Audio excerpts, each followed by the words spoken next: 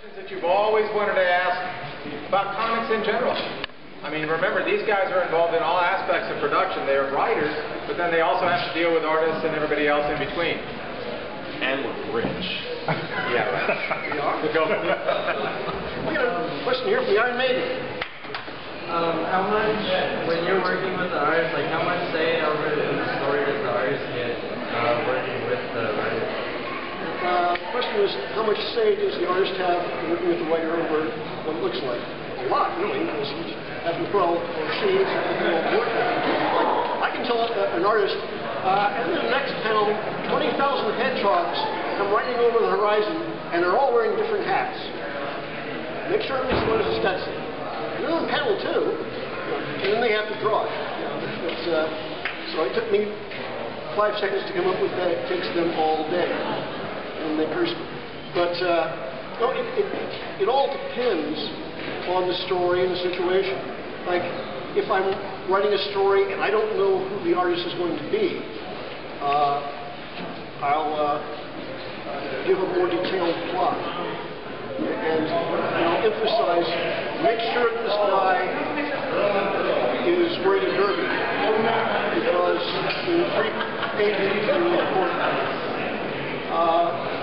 If I know who the artist is, I can drop references and be a lot looser because I know what he or she is going to draw. And if I'm working with Byrne, we'll just talk on the phone for half an hour, come up with something, he'll draw it, and I'll script it.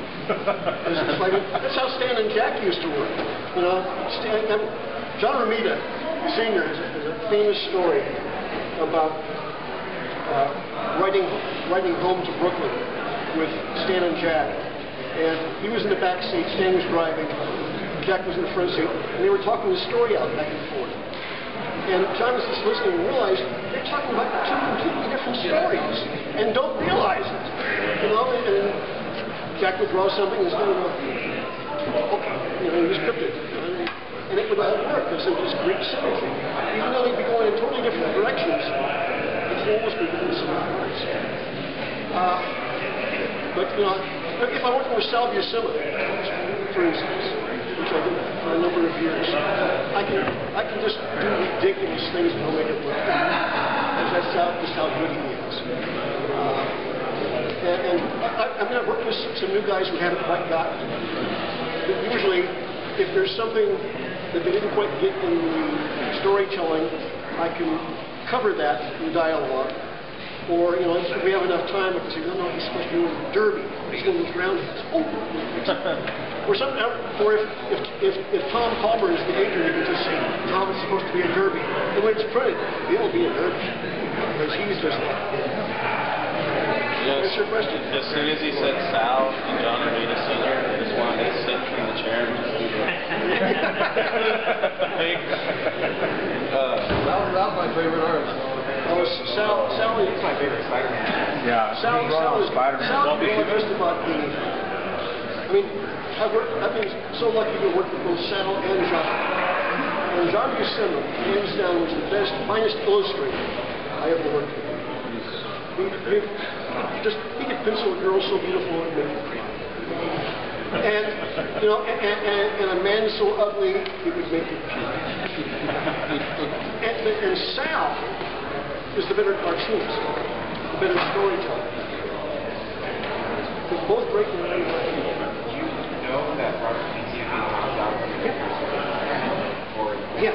Well, I didn't know when I plotted the first hot dog story. I love the hot dog messages. Well, thank you. And I love that in the back it had a little reference to the back of the Spider-Man stuff. Yeah. So I was just curious how long you knew that. Well, I'd already established, when I first did the first Detective Spider-Man, I just wanted a guy who was a pain in the ass for the fast one. And I do things with him from time to time because I'm a pain in the ass, but actually, and in fact, the artist thought he was good. Really? So it's great. He's effete and things like that. I said, no, he talks like Thurston Howell III. One of those guys.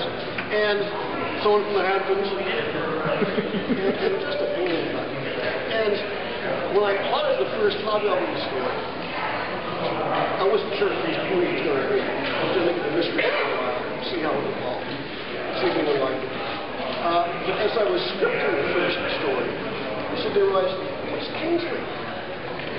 And all the pieces fell into my head. Cool.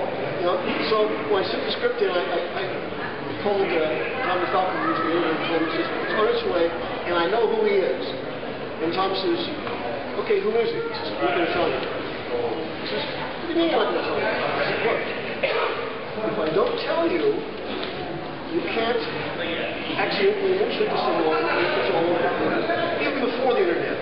If more than one person knew, someone might accidentally say, oh, you're the Kingsley guy. Or what? And then someone else in the office is like, oh, really?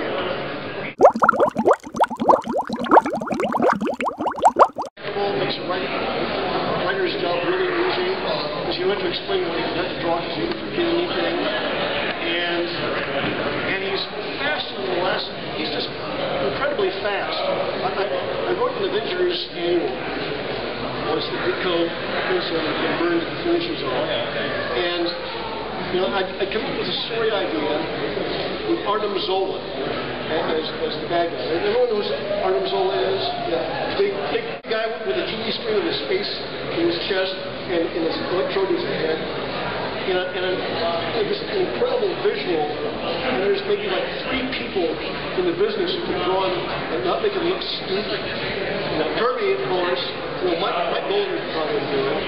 Byrne could probably do it. And I'm going, like, this idea for a story, who are going to get to draw it so it won't look ridiculous? Because most of the guys were busy doing stuff.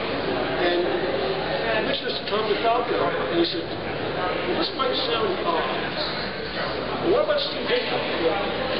Ditko, yeah, duh, he'd be perfect. And he says, well, I think he's available. And they come in and says, yeah, Ditko can do it, but he can't start it until next week because this week he's on jury duty. And I'm going, Steve Ditko on jury duty. Just, hey guy, throw yourself in the mercy of the court. Say, I'm guilty, take me away, do whatever you want. Mr. A is on the jury.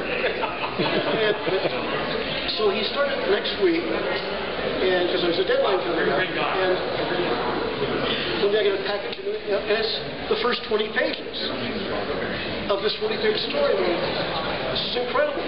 I've never worked with anyone this fast who wasn't named Yosemite. And then like 5 days later, here's the next 20 pages. And like 40 pages in a week and a half, and they were good pages. You know, they were like, hanging on my seat.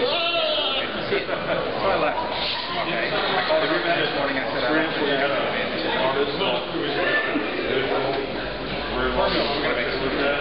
yeah, I know some guys, like, their first jobs, you know, and I mean, well, their first extended jobs, like booking stories. Luke McDonald on an issue of, we'll be it was Spectacular Spider-Man. It was like, first of all, I want one. A little commonplaces, Hooker helped it, you know, and so all came together. And I always kept Ken Leonardo on the issue of Spectacular we did. It opens with the shot-up body of the white tiger being thrown to the pavement, you know, in front of the Daily Bugle building in the park. It was sort of a sideways homage to Public Enemy. And that was a little rugged. And I always keep him about it. He says, hey, Greg, how was that white tiger show? But it came out okay.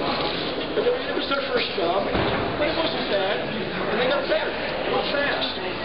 Now, I wrote Kevin Nolan's first job. It was an issue of Doctor Strange, and I taught it for Paul Smith, because he'd done the issue before, and he was supposed to be a regular artist, but they lured him away to do the X-Men. I can't beat that for royalties. And so they gave the plot to I'm just saying, and I got a call one night from Kevin. He says, hi, this is Kevin Nolan. Oh yeah, enjoy the story. Well, it's really good. I enjoy it, but I tried breaking it down. I came up with 27 pages. I'm going, okay, yeah, there was all this stuff in there. I knew that Smitty could fit in. And this is the guy's first job. He's been thrown in deep into the pool with all these characters and all this reference. And I said, okay. Let me think. You got a copy of the plot there? Because I have a copy. He says, yeah. I said, okay. And you see this scene? He says, yeah. Cut that scene. Okay, go 2 pages further. You see that scene? Yeah, cut that scene. And you know this character over here? I says, delete that character all the way through. He says, okay. He says, what do you got? 22 pages. There you go. And he drew it, and it was great. One of the best first jobs I've ever seen. And he's on, and at conventions, and I'm like, oh, that was really awful. No, you didn't. Shut up. Terry Austin just made it look really good. Yeah, I mean, so I could have drawn it, and Terry would have made it look good. But you did fine. Terry Austin and John Byrne. Yeah. Tom Palmer. I haven't seen enough good things about Tom Palmer yet. When I was working on the Avengers, John Buscema and Tom Palmer, occasionally John would leave something out of the panel because he didn't think it was important. No, I really need the Wasp to be there to say something. So I would scribble in a little sketch of the Wasp, and in the margin I would write, Tom, I'm really sorry I drew this. Can you make it look like the Wasp? And the pages would come back from Tom, and you couldn't tell that John Buscema hadn't drawn it. You wouldn't believe that John Buscema had drawn it, but you couldn't tell that I had drawn it. You know, there was a scene in it's like 2 or 3 issues into our run where they were fighting Terminus. The guy was about 100 feet tall, and he was stalking through the savage land. And there was a shot of the Avengers in the Quinjet, and this huge hulking shot of Terminus, and the next page, the guys in the Quinjet were being tossed around because of something that the Terminus had done. And we never really see Terminus and the Quinjet together to give you an idea of how big this guy is. So I scribbled in a tiny little Quinjet coming up to this, like this gnat coming towards Terminus. And again, in the margin I wrote, Tom, me again, sorry. And look at it, and this great John Buscema, Tom Palmer, Quinjet coming right at Terminus, and you didn't know that I did it. Yay, Tom!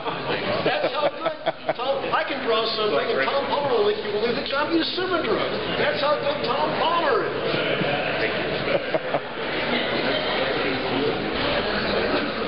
Anything else? Are we close to auction time? Yeah, we will. Okay. Awesome.